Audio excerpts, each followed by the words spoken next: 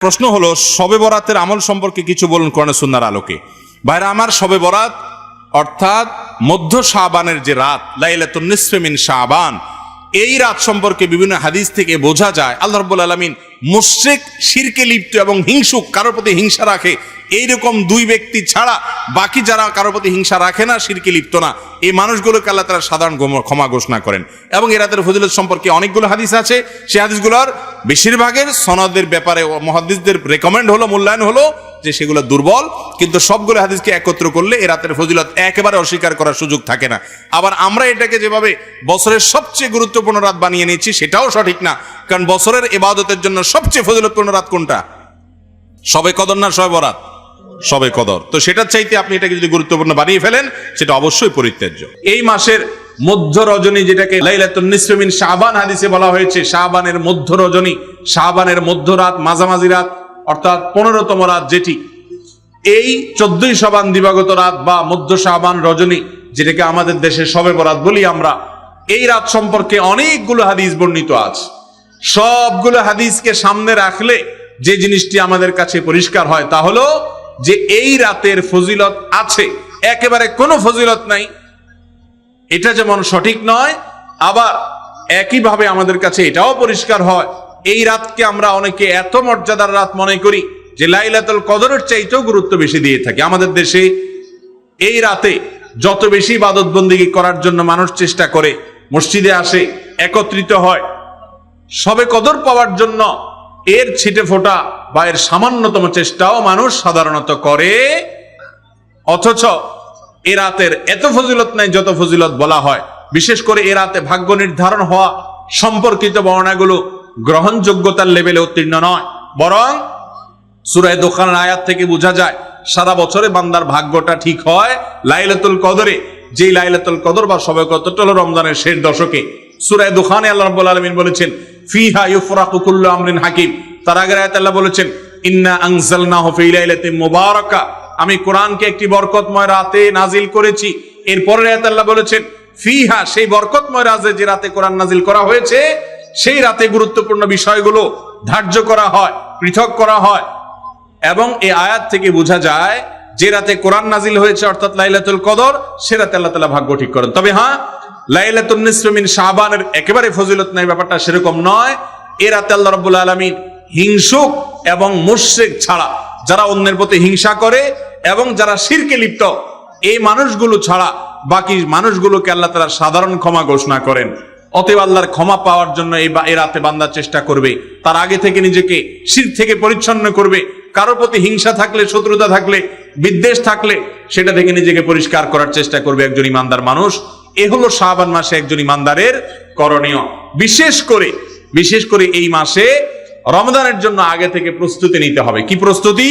যে আমার রমজানে কখন আমি কোরআন তেলাওয়াত করব, এই রমজানে আমি কয় খতম কোরআন দিব, কত পারা কোরআন তেলাওয়াত করব, আমার কোরআনের তেলাওয়াতের জন্য কোন সময়টা ঠিক করব, ফজরের আগে পড়বো না পরে পড়বো, আমি এই রমজান মাসে কোন বদভ্যাসটা বাদ দিব, কোন খারাপ কাজটা বাদ দিব, এগুলোর পরিকল্পনা একজন মুসলমান করবে।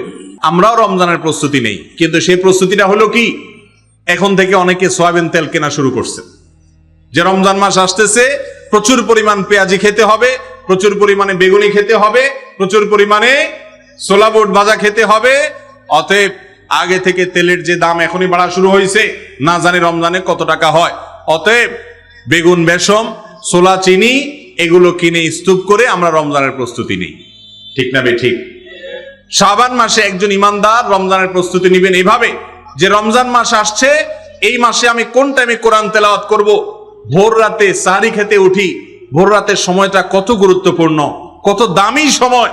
এই টাইমে আল্লাহ দুনিয়ার আসমানে নেমে আসেন, বান্দাকে ডেকে ডেকে ক্ষমা করেন, ডেকে ডেকে বিপদ দূর করেন, ডেকে ডেকে বান্দার চাওয়া পূরণ করেন।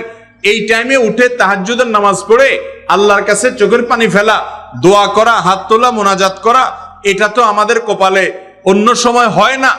আমরা তথাকথিত ব্যস্ত, দুনিয়ার কারণে আমরা পারি না, কিন্তু রমজান মাসে সাহরি খাওয়ার জন্য তো আমাদের উঠাই লাগে। অতএব আমরা যদি রমজান মাসে সাহরি খেতে উঠে এখন থেকে পরিকল্পনা করি যে একটু 10টা মিনিট হাতে রাখবো, এই 10-20 মিনিট আমি আল্লাহর কাছে দোয়া করব, চোখের পানি ফেলবো, এটা তো সম্ভব কি সম্ভব না? যে সমস্ত মুরব্বীরা অনেকেই আছেন শাবানের শেষের দিন রোজা রাখেন, এটা অনুচিত কাজ, এটা ভুল কাজ, এটা করবেন না, কারণ এটা সন্দেহের দিন রোজা রাখা, অর্থাৎ শাবানের শেষের দিন রোজা রাখা হাদিসে নিষেধ আছে। শাবান মাস সম্পর্কে আমাদের অনেক মানুষই জানেন না যে শাবান মাসটা এমন একটা মাস যেই মাসে বান্দার আমল আল্লাহর কাছে সারা বছরের আমলের হিসাব দেওয়া হয়, জমা দেওয়া হয়। নবী করিম সাল্লাল্লাহু আলাইহি সাল্লাম শাবান মাসে সবচেয়ে বেশি নফল রোজা রাখতেন। রমজানের পরে বছরের 2 মাসে বেশি নফল রোজা রাখতে হয়, একটা হলো মুহররম, আরেকটা হলো শাবান।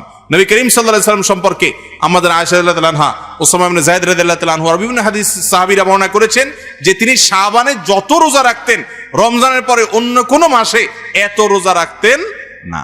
আমাদের আয়েশা রাদিয়াল্লাহু তাআলা এও বলেছেন কানা ইয়াসুমু শাবানা ইল্লা কালিলা, নবী করিম সাল্লাল্লাহু আলাইহি সাল্লাম গোটা শাবান জুড়ে রোজা রাখতেন, কয়েকটা দিন বাদে। শেষের দিকে রোজা রাখতেন না, শাবানের শুরুর দিকে বেশি বেশি রোজা রাখতেন। শাবান মাস সম্পর্কে একজন সাহাবী জিজ্ঞাসা করেছেন, ইয়া রাসূলুল্লাহ, আমি আপনাকে শাবানে বেশি রোজা রাখতে দেখি, এর কারণটা কি? তিনি 2টি কারণ বলেছেন। 1 নম্বর কারণ হলো তিনি বলেছেন এই মাসে বান্দার আমল আল্লাহর সামনে পেশ করা হয়, ফেরেশতারা হিসাব জমা দেয়, সারা বছরের রিপোর্ট জমা দেয়। তো আমি চাই আমার রিপোর্ট যখন জমা দেওয়া হবে ওই টাইমটাতে আমি একটু আমলে থাকি, রোজার মধ্যে থাকি, যাতে করে আমার আমল নামা জমা দেওয়ার সময় আমাকে আল্লাহ ইবাদত অবস্থায় দেখেন। কোনো মালিকের ডিউটি করলে, মালিক হঠাৎ করে এসে গেছে ইনভেস্টিগেশনে বা সাইট ভিজিটে, ওই টাইমে যদি কর্মচারী বা কাজের লোকটা কাজে ব্যস্ত থাকেন, মালিক ওই অবস্থা দেখে তার কাছে ভালো লাগবে। এই জন্য শাবান মাস নবী করিম সাল্লাল্লাহু আলাইহি সাল্লাম নফল রোজা বেশি বেশি করে রাখতেন। বান্দার আমল নামা প্রাত্যহিকভাবে সকাল সন্ধ্যায় 2 বার জমা হয়, সাপ্তাহিকভাবে বৃহস্পতিবার জমা হয়, আর বাৎসরিকভাবে জমা হয় কখন? শাবান মাস। আর দ্বিতীয় কারণ হলো শাবান মাসে নবী করিম সাল্লাল্লাহু আলাইহি সাল্লাম বেশি বেশি রোজা রাখতেন, এর কারণ হলো এই মাসে মানুষ গাফেল থাকে। ওই যে রমজানের ব্যস্ততা, যে রমজান আসলে ইবাদত করবই, এই জন্য আগে থেকে আর করে না। রজব মাস সম্মানিত মাস, রমজান মাস শ্রেষ্ঠ মাস, মাঝখান দিয়ে এই মাসটা গাফেল থাকে। তো নবী করিম সাল্লাল্লাহু আলাইহি মাসে বেশি বেশি নফল রোজা রাখতেন। এই জন্য শাবান মাসের শ্রেষ্ঠ আমল হলো কি করা? নফল রোজা রাখা। তাহলে শাবান মাসের ফজিলত এবং মর্যাদা আমরা জানলাম যে এই মাসটি রমাদানের পূর্ববর্তী মাস হওয়ার কারণে এর গুরুত্ব অপরিসীম। নবী করিম সাল্লাল্লাহু আলাইহি সাল্লাম এই মাসে বেশি বেশি নফল রোজা রাখতেন। অতএব একজন ইমানদার এই মাসে বেশি বেশি নফল রোজা রাখার চেষ্টা করবে।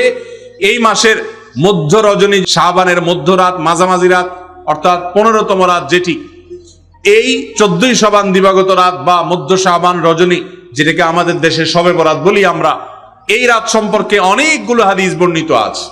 সবগুলো হাদিসকে সামনে রাখলে যে জিনিসটি আমাদের কাছে পরিষ্কার হয় তা হলো যে এই রাতের ফজিলত আছে, একেবারে কোনো ফজিলত নাই, এটা যেমন সঠিক নয়, আবার একইভাবে আমাদের কাছে এটাও পরিষ্কার হয় এই রাতকে আমরা অনেকে এত মর্যাদার রাত মনে করি যে লাইলাতুল কদরের চাইতেও গুরুত্ব বেশি দিয়ে থাকি। আমাদের দেশে এই রাতে যত বেশি ইবাদত বন্দেগী করার জন্য মানুষ চেষ্টা করে, মসজিদে আসে, একত্রিত হয়, সবে কদর পাওয়ার জন্য এর ছিটে ফোটা বা এর সামান্যতম চেষ্টাও মানুষ সাধারণত করে।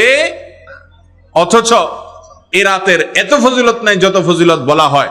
বিশেষ করে এ রাতে ভাগ্য নির্ধারণ হওয়া সম্পর্কিত বর্ণনাগুলো গ্রহণযোগ্যতার লেভেলে উত্তীর্ণ নয়।